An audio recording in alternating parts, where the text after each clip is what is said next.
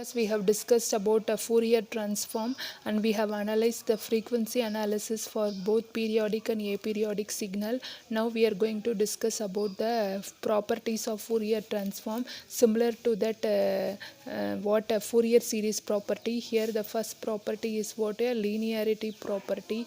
Okay, so for what is the linearity property, you need to have two signal.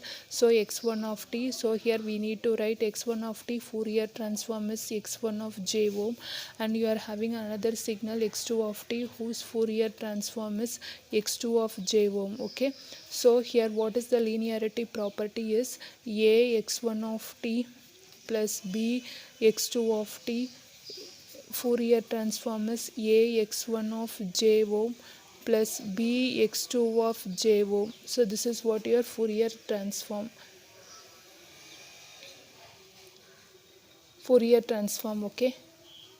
Now here what we need to do is same procedure what we did there. So assign this as y of t and this as y of j ohm. Okay, there we have assumed as ak because ak represent Fourier coefficient. Here we have to represent in j ohm. So here I have represented in j ohm. So what we did there, if we have considered ak formula or ck formula, here the same thing y of j ohm. So minus integral infinity in integral minus infinity to infinity y of t e power minus j ohm t into dt is the formula. So here integral minus infinity to infinity, what is this, a x1 of t plus b x2 of t into e power minus j ohm t into dt.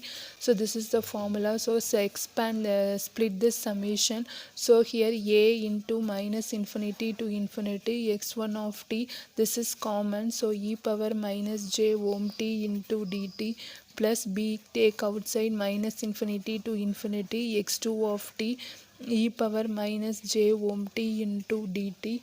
Okay, so here this can be written as a x1 of j ohm plus b x2 of j ohm. So what we got is a x1 of j ohm plus b x2 of j ohm. So second property is the time shifting property. Time shifting property. So the time shifting property is the first step, the same thing, x of t Fourier transform is x of j ohm and x of t minus t naught Fourier transform is e power minus j ohm t naught into x of j ohm. Okay, so the next step what we need to do, we need to assign this as y of t and this is y of j ohm. Okay, so the y of j ohm formula is what, integral minus infinity to infinity y of t e power minus j ohm t naught sorry, this is not t naught, ohm t into dt. Okay, so here integral minus infinity to infinity for y of t x of t minus t naught e power minus j ohm t into dt. Okay, so here I need to simplify this. So what we did there, we have to consider t minus t naught is equal to tau, so dt equal to d tau. So similarly here integral is minus infinity, so when you substitute t as minus infinity, tau also limit is minus infinity. When you substitute plus infinity for t, tau also plus infinity, so there is no change in the integral here. So this is what x of tau e power minus j ohm. For t, this can be written as tau plus t naught into d tau.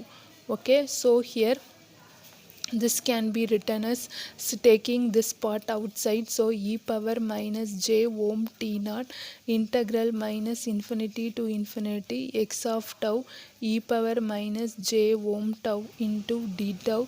So this is what your e power minus j ohm naught t naught into x of j ohm. This formula is what your x of j ohm, where instead of t I am having a dummy variable tau. So what I got is e power j ohm t naught x of j ohm. So the next one is time reversal property. So first step, this is what default step for all properties. So x of minus t Fourier transform is x of minus j ohm. So the same procedure, y of my j ohm is equal to minus infinity to infinity y of t e power minus j ohm t dt. So what you will get is applying this x of minus t. So x of minus t e power minus j ohm t into dt. So this is the formula. So now here if we want to apply the formula of y, that is frequency analysis, we need to have here x of t, that is replacing t1 by minus t. Okay, so here minus infinity to infinity x of t1, so e power minus j. So here ohm into what you will get is you will get minus t1, right? So instead of this you will get minus t1 into, here we are not going to have this d tau. Okay, one second. So here what you will have is so here if you want to apply d tau, you will get minus t1, right? So here what I am going to do is, so listen here, the what we need to do is, here that it is a time reversal, right? So the time reversal means here also the limit will change, plus infinity to minus infinity, right? Okay, understood what I have done? I have done time reversal here, that is y of t is now x of minus t. Okay, now minus infinity to there, here my plus infinity to minus infinity minus d tau. Now you can change this as by putting plus minus infinity to plus infinity x of t1 e power here what you will get is, here you will get minus j ohm. Here what I am going to do is I am going to combine this minus with ohm into t1 into dt1, because in order to represent this x of j ohm I need to have here t1 remaining terms I can combine with ohm. So this I can write it as x of minus j ohm. So what I am getting is y of j ohm is equal to x of minus j ohm. So dt1 here is minus dt. So any method you can proceed it here. This is what the basic understanding here. Okay, so reversal limit will change, the signal will change. So y of j ohm is equal to x of j ohm, x of minus j ohm. This is what the frequency shifting property. So here shifting in frequency domain, ohm minus ohm naught. So you will have an additional term in multiplication e power j ohm naught. So we will solve this. Y of j ohm is equal to, what you will get is integral minus infinity to infinity y of t e power minus j ohm t into dt. So applying this, what you will get is minus infinity to infinity x of t e power j ohm naught t e power minus j ohm t into dt. So combining this exponential term, what I will get is e power j ohm. I need to write this in terms of the formula. This formulas I have taken outside. So j minus j into o minus ohm naught into t dt. Okay, so if I need to write it in term of x of j, so what I will have is, I will have the remaining terms I need to write it. So it is ohm minus ohm naught. Okay, so this is what your y of j ohm.